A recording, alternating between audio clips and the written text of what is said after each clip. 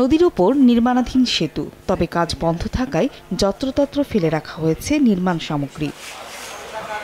2023 সালে কুমিল্লার তিতাস উপজেলার আসমানিয়া বাজারের পাশে গোমতী নদীর ওপর নির্মাণ শুরু হয় পাকা সেতুর কাজ। চলতি বছরের ফেব্রুয়ারিতে প্রকল্পের মেয়াদ শেষ হয়, তবে এর মধ্যে শেষ হয়নি নির্মাণ কাজ।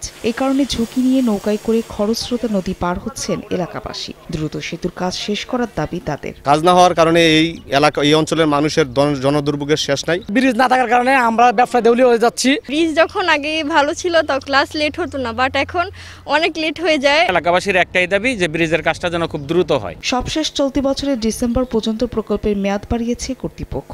এর মধ্যে কাজ শেষ না হলে ঠিকাদারের বিরুদ্ধে ব্যবস্থা নেওয়ার কথা জানান সংশ্লিষ্ট কর্মকর্তা। নদীর ক্যারেক্টারিস্টিক্স এবং স্রোত আর প্রাকৃতিক দুর্যোগের কারণে যত সময় বৃষ্টি কমপ্লিট করতে পারে নাই, তারপরে আমরা সময় বর্ধন করে 2025 সালের ডিসেম্বর পর্যন্ত সময় দিয়েছি।